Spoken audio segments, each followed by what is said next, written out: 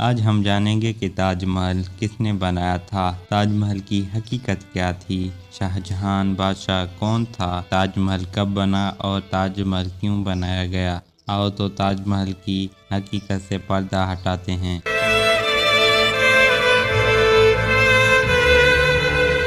امریکہ کا president Bill Clinton جب India آئے تو تاج محل وزٹ کیا تو انہوں نے اپنے الفاظوں میں لکھا کہ دنیا کے اندر فقط دو قسم کے لوگ رہتے ہیں، ایک خوش نصیب لوگ جنہوں نے تاج محل کو دیکھا اور دوسرے بد نصیب لوگ جن کی آنکھیں اس خوبصورت محل کو نہیں دیکھ سکے۔ دنیا میں آپ نے کافی خوبصورت چیزیں اور جگہ دیکھی ہوں گی، لیکن اس محل کی سب سے بڑی خوبصورتی یہ بھی ہے کہ اس محل کو ایک بادشاہ نے اپنے دل رکھ کے اس کا بنیاد ڈالا تھا، جس کا نام تھا شاہ جہاں۔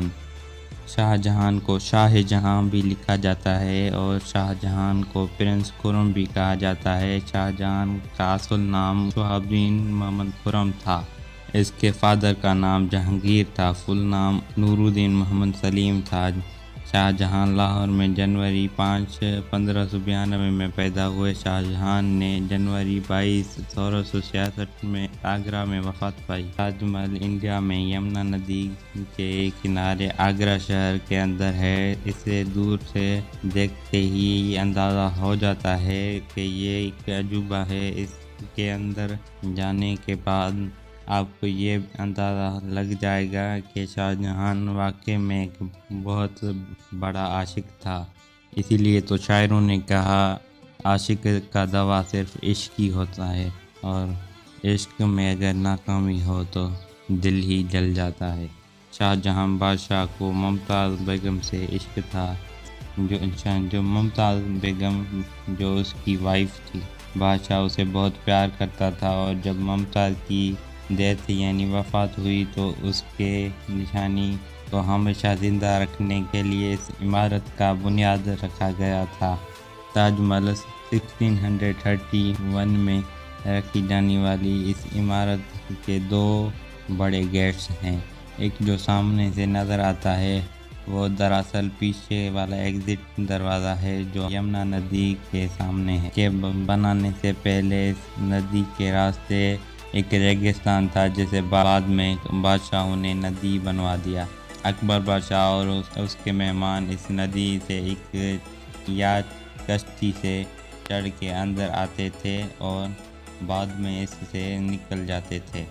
تاج محل کی ایک حقیقت یہ بھی ہے کہ اسے پولوشن یعنی اسموک نے اس عمارت کا رنگ ہی تبدیل کر دیا ہے، ورنہ شاہ جہاں بادشاہ کا خیال تھا کہ یہ سونے سے بنوانا چاہیے۔ دنیا کے 7 عجوبوں سے تاج محل بھی ایک عجوبہ ہے، جنہیں 7 wonder places of the world میں شمار بھی کیا گیا ہے۔ یہ Guinness book of world record میں بھی شامل ہے۔ تاج محل کی ہائٹ قطب مینار سے بھی کئی گنا زیادہ ہے۔ اس عمارت کے باہر سے بنوائے ہوئے 4 پلر کو بھی ترتیب سے بنایا گیا تھا کہ اگر کسی صورت سے یہ مشکل میں گر پڑیں تو بھی عمارت کو کوئی نقصان نہیں پہنچے یا یہ عمارت کے اندر نہ گریں۔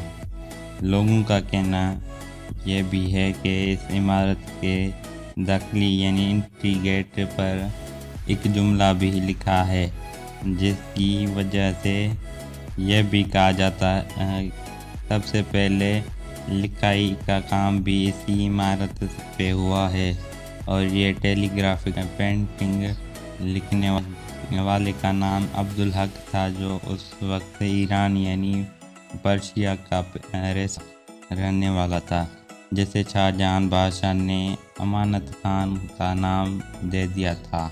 مغل سلطنت میں سب سے سنہری دور بھی شاہ جہاں بادشاہ کا لکھا جاتا ہے، کیونکہ شاہ جہاں بادشاہ دماغ کا اتنا تیز تھا کہ اس نے اپنی سوچ سے وہاں پہ لڑائیاں اور جھگڑے ختم کروا دیے تھے۔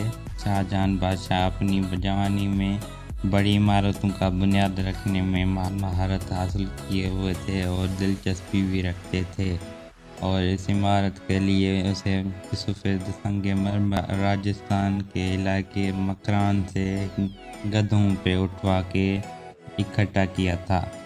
اس عمارت میں بہت سے چیزیں باہر کے ملکوں سے منگوائے گئے تھے، جیسا کہ جیڈ اور کرسٹل چائنا سے منگوایا گیا تھا، لیپس ٹائبیٹ سے، جیسپر پنجاب سے اور سفائر سری لنکا سے۔